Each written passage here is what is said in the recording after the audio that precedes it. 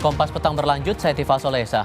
Calon Presiden nomor urut 1 Anies Baswedan menyebut pemerintah tidak perlu memaksa investor masuk untuk menanamkan modalnya ke pembangunan ibu kota negara.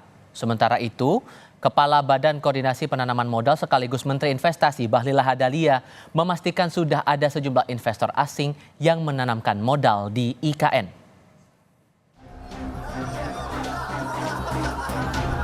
Calon Presiden nomor urut 1 Anies Baswedan kembali bicara soal investasi untuk ibu kota negara.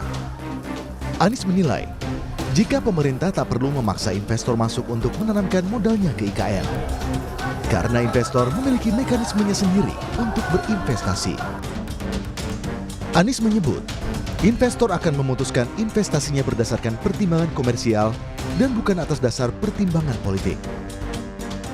Investor itu selalu objektif dan investor itu selalu menggunakan studi kelayakan yang objektif. Dia tidak memutuskan berdasarkan pertimbangan non komersial. Kalau secara komersial layak, ya pasti dia mau kerjakan. Kalau secara komersial tidak layak, ya dia harus dipaksa. Harus dipaksa. Nah, kalau yang memaksa nggak ada, mungkin nggak mau ngerjain. Tapi harus dipaksa. Menurut saya, jangan dipaksa investor itu. Biarkan investor itu mengambil keputusan berdasarkan pertimbangan komersial. Sebelumnya, Menteri Investasi Kepala Badan Koordinasi Penanaman Modal Bahlil Lahadalia mengklaim sudah ada sejumlah investor asing yang menanamkan modal di ibu kota negara.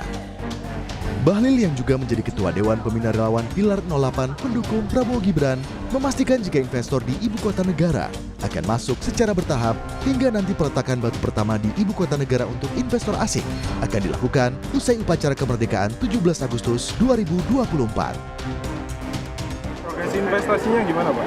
Investasinya kan kita 2024 bulan Agustus kita akan melakukan upacara di sana. Dan sekarang kan hotel-hotel bintang 5 udah jalan dan nggak ada masalah. Kalau yang dari Tiongkok terakhir 46 perusahaan Tiongkok. Sebagian jalan ya, sebagian kan bertahap. Jadi sesungguhnya begini, ini kan kita bicara negara ini kan dari Aceh sampai Papua. Bicara negara Indonesia itu tidak hanya Jakarta gitu. Jadi jangan hanya kita karena pengalaman di Jakarta terus Jakarta aja terus. Bagaimana memimpin negara sebesar Indonesia dari Aceh sampai Papua dengan berbagai macam kultur, kemudian kondisi ya geografis, tingkat infrastruktur yang belum merata.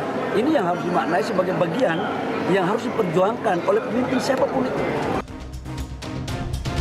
Sebelumnya, Presiden Joko Widodo pada akhir November lalu sempat menjelaskan hingga saat ini belum ada satupun investasi asing yang masuk ke ibu kota negara Nusantara.